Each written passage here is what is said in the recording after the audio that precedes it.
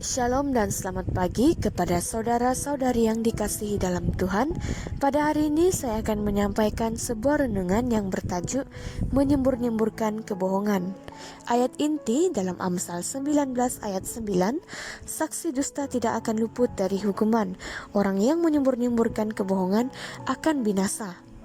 Renungan kita pada hari ini menggunakan ilustrasi sekelompok gajah. Jauh di pedalaman Afrika, hiduplah sekelompok gajah yang hidup dalam kebersamaan. Mereka selalu mencari makan bersama dan menghabiskan waktunya bersama. Mereka pun sangat bersahabat dengan haiwan-haiwan lain sesama penghuni hutan. Namun dari kelompok gajah tersebut, ada seekor gajah kecil yang suka berbohong dan menipu. Dia akan tertawa apabila ada yang termakan oleh tipuannya. Seluruh hutan mengetahui sifatnya. Namun mereka hanya kesal dan menahan kesabaran kerana tipuannya. Akulah gajah yang hebat di hutan ini. Semua binatang telah termakan oleh tipuanku. Sahut gajah dengan angkuhnya, kenapa engkau selalu suka berbohong? Apakah kamu tidak takut seluruh hutan tidak akan percaya dengan kata-katamu nanti?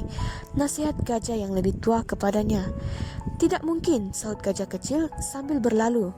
Siang harinya, gajah-gajah mencari makan bersama sambil melintasi padang rumput yang luas.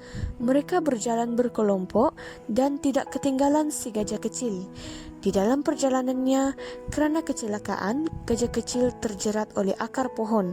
Dia berteriak minta tolong, namun gajah-gajah yang lain hanya memandang dan berkata, "Sudah, cukuplah kamu berbohong. Kami tidak akan percaya lagi padamu."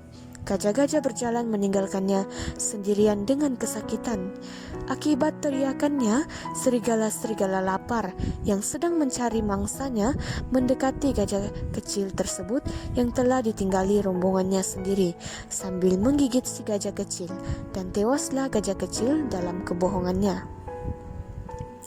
Rasul Paulus mengingatkan kita sebagai orang Kristen dalam Kolose 3 ayat 9, jangan lagi saling mendustai kerana kamu telah menanggalkan manusia lama serta kelakuannya.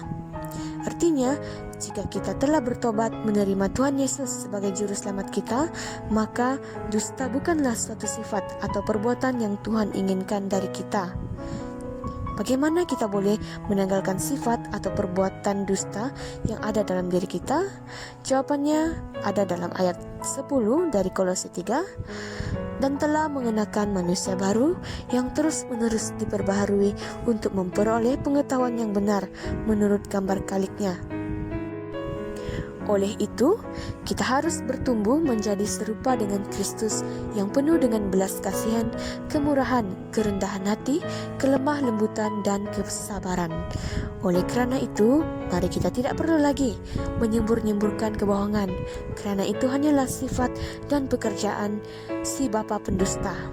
Baiklah, kiranya renungan yang singkat ini akan dapat menjadi berkat kepada kita semua. Terima kasih, semoga Tuhan memberkati.